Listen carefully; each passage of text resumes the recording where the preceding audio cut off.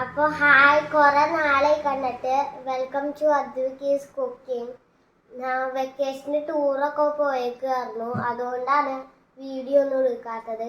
ഇന്ന് നമ്മൾ ഉണ്ടാക്കാൻ പോകുന്നത് റെഡ് സോസ് പാസ്തയാണ്. അപ്പം എങ്ങനെ ഉണ്ടാക്കുക നോക്കാം. ഉണ്ടാക്കാനായിട്ട് നമുക്ക് വെളിച്ചെണ്ണ അടുപ്പത്ത് വെക്കാം. വെളിച്ചെണ്ണ ചൂടായിട്ട് നമുക്ക് വെളുത്തുള്ളി ഇടാം. അങ്ങനെ ചൂടായിട്ട് ഇനി നമുക്ക് ഈ വെളുത്തുള്ളി കുത്തി കൊടുക്കാം. വെളുത്തുള്ളി ഇടാം.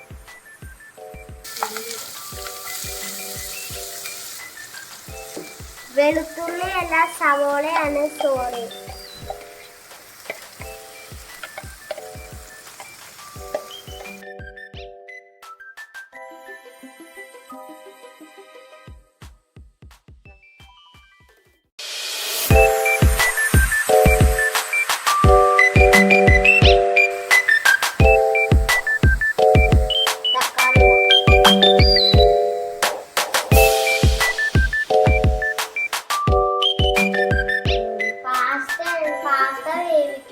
ഉപ്പിട്ടുണ്ട്, അതുകൊണ്ട് പച്ചക്കറിക്കുള്ള ഉപ്പ് മാത്രം മതി.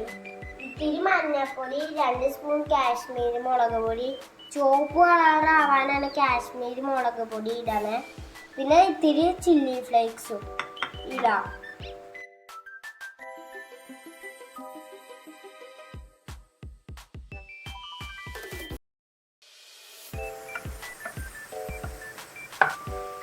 ഇടക്കിടക്ക് സിമ്മിലും ഹൈയിലൊക്കെ ഇട്ട് ചൂടൊന്ന് അഡ്ജസ്റ്റ് ചെയ്യും. ടൊമാറ്റോ സോസ് ഒഴിക്കാം.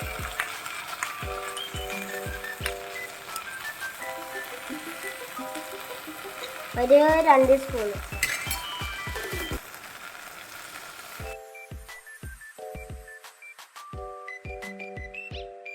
അപ്പോൾ ഇനി നമുക്ക് വെജിറ്റബിൾസ് ഇടാം.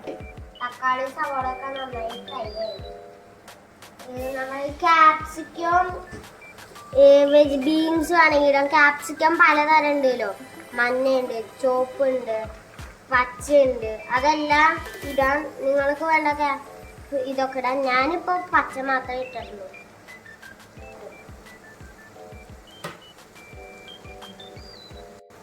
എന്തൊക്കെ വെജിറ്റബിൾസ് ആണോ അതൊക്കെ ഇടാം.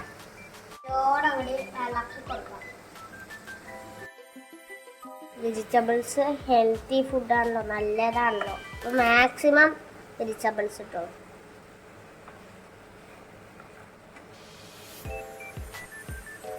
വെള്ളം ഒഴിച്ച് വെജിറ്റബിൾസ് അടച്ചു വെച്ച് ഒന്ന് വേവിക്കാം.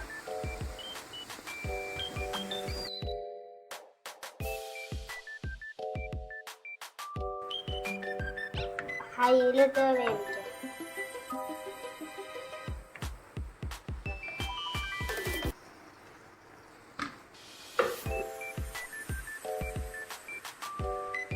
അപ്പോൾ ഇനി നമുക്ക് വേവിച്ച് വെച്ച പാസ്ത ഇടാം.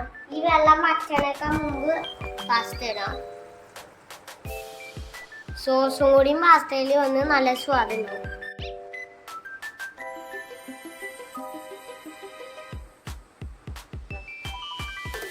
ഭയങ്കര വെച്ച് എനിക്ക് പിടിക്കാൻ പറ്റുന്നില്ല.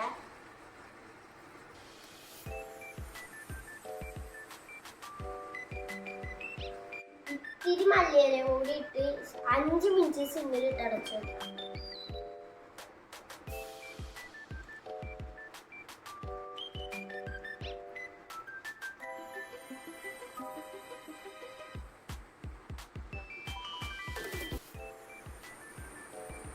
ഒരു 5 മിനിറ്റ് അടച്ചു വെക്കാം.